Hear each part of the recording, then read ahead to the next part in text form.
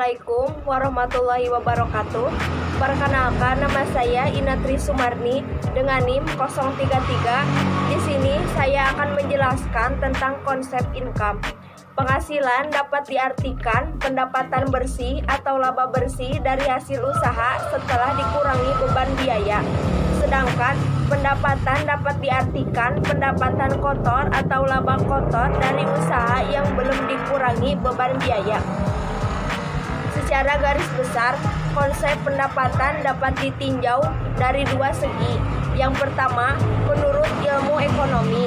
Pendapatan menurut ilmu ekonomi merupakan nilai maksimum yang dapat dikonsumsi oleh seseorang dalam suatu periode dengan mengharapkan keadaan yang sama pada akhir periode seperti keadaan semula. Yang kedua, menurut ilmu akuntansi, peningkatan jumlah aktiva yang timbul sebagai hasil dari kegiatan operasional perusahaan. Konsep dasar pendapatan pada dasarnya adalah suatu proses mengenai arus penciptaan barang dan jasa oleh perusahaan selama jangka waktu tertentu.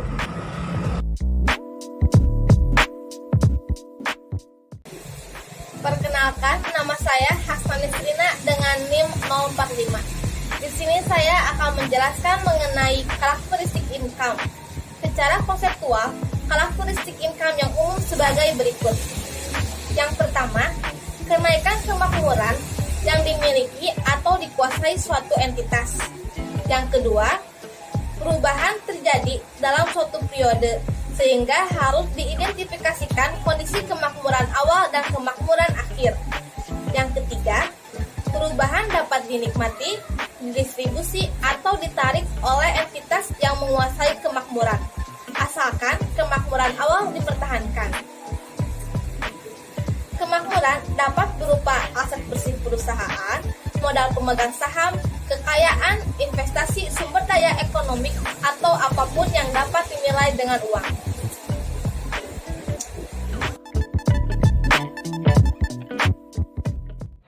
Hai, kembali lagi dengan saya Gita Permatasari.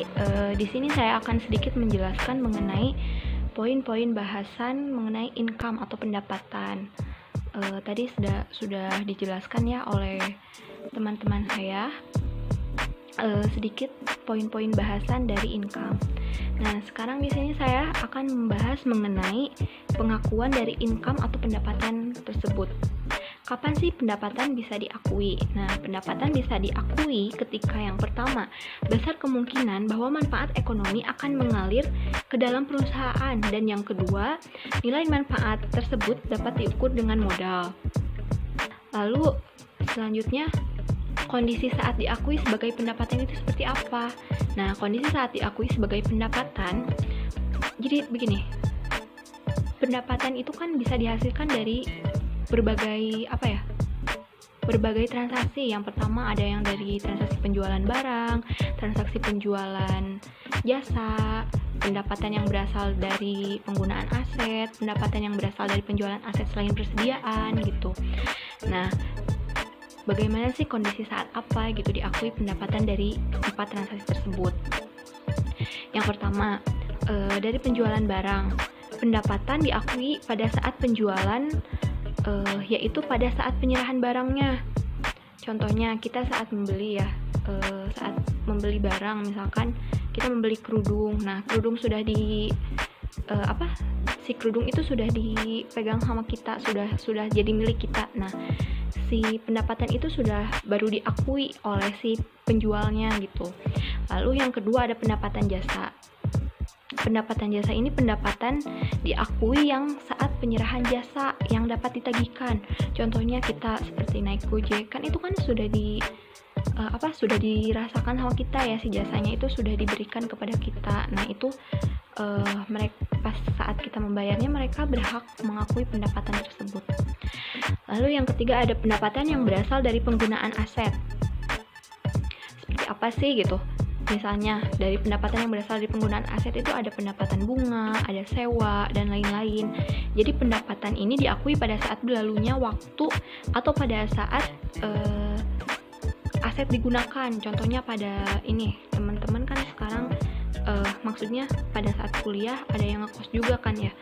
Nah itu ada yang pembayarannya itu kan ada yang dari awal, ada yang dari akhir. Nah kalau misalkan dari awal itu pada saat kita menggunakan si kosannya itu, si ibu atau bapak kosnya yang pemilik kosannya itu mengakui pendapatannya seperti itu. Lalu yang terakhir itu ada pendapatan yang berasal dari penjualan aset selain persediaan. Jadi pendapatan ini keuntungan dari pelepasan aset.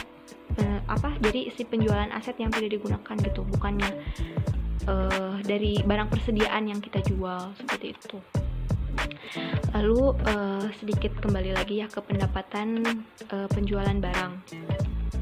Nah, si entitas mengakui pendapatan dari penjualan barang bila ini menurut PSAK 23 SAK 2015 ya. Jadi si entitas mengakui pendapatan dari penjualan barang bila semua kondisi berikut terpenuhi. Yang pertama, entitas telah memindahkan resiko dan manfaat kepemilikan barang secara signifikan kepada pembeli. Jadi si penjual sudah tidak mempunyai hak atas barang itu ya. Lalu yang kedua, ada entitas tidak memiliki kendali yang efektif atas barang yang dijual, yaitu yang tadi. Lalu yang ketiga, si jumlah pendapatan dapat diukur dengan andal. Yang terakhir, kemungkinan besar manfaat ekonomi yang terkait transaksi tersebut akan mengalir ke entitas. Seperti itu. Mungkin sedikit ya yang bisa saya sampaikan, yang bisa saya bahas mengenai pengakuan income ini. Mungkin lain kali bisa ketemu lagi dengan saya di pembahasan selanjutnya. Terima kasih, mohon maaf bila banyak kesalahan.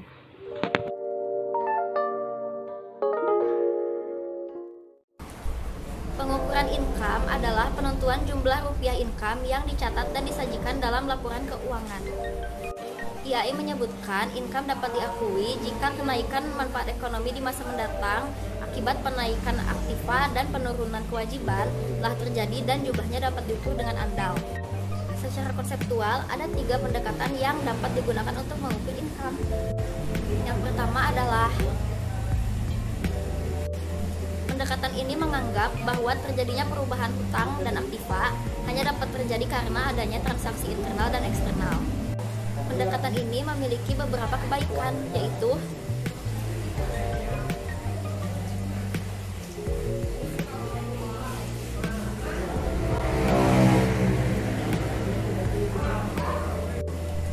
yang kedua adalah pada pendekatan ini laba dianggap timbul kalau kegiatan telah dilaksanakan. Jadi bisa timbul saat produksi, penjualan, pengumpulan kas, dan lain-lain. Ada 3 keunggulan jika menggunakan pendekatan ini. Yang pertama, yang kedua,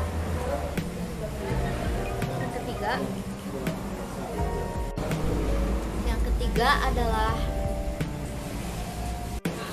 pada pendekatan ini laba diukur dan diakui setelah kapital awal dapat dipertahankan. Dengan demikian, laba dapat diukur dengan selisih antara tingkat kemakmuran pada awal periode dan akhir periode. Kapital yang digunakan adalah kapital neto atau aktiva neto. Pengukuran terhadap kapital sangat dipengaruhi oleh jenis, nilai, dan skala pengukurannya. Perbedaan antara ketiga faktor tersebut akan mempengaruhi besarnya laba yang akan diperoleh. Demikianlah materi tentang pengukuran income yang dapat saya paparkan. Selanjutnya ada materi tentang penyajian income yang akan dijelaskan oleh pemateri berikutnya.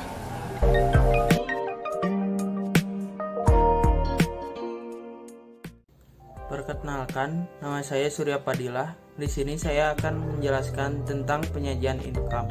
Penyajian income ada 2 metode. Yang pertama metode cash basis dan yang kedua metode accrual basis. Metode cash basis yaitu suatu sistem di mana pendapatan belum diakui sebelum pendapatan tersebut diterima. Metode ini banyak digunakan pada perusahaan kecil dan orang-orang yang menjual jasa. Pada umumnya adalah orang-orang yang memiliki keahlian tertentu. Yang kedua, metode accrual basis, yaitu metode pencatatan pendapatan di mana pendapatan itu dicatat pada saat sudah terjadi hak tanpa memperhatikan pendapatan tersebut diterima. Keuntungan metode ini adalah karena metode ini dalam pengukuran keuntungan atau dalam laporan laba rugi dan neraca selisih. Terima kasih.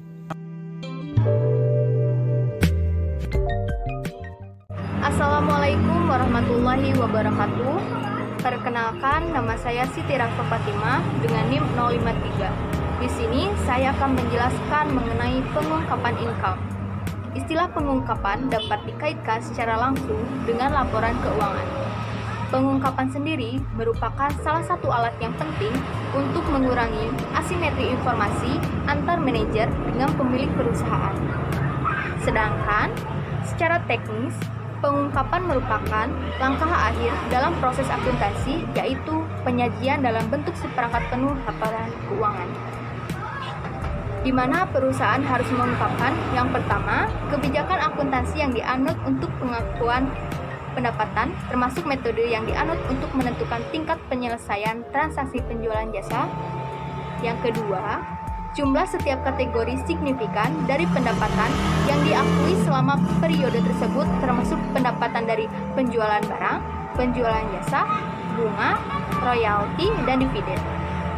Yang ketiga, jumlah pendapatan yang berasal dari pertukaran barang atau jasa dimasukkan dalam setiap kategori yang signifikan dari pendapatan. Dan yang keempat adalah pendapatan yang ditunda pengakuan.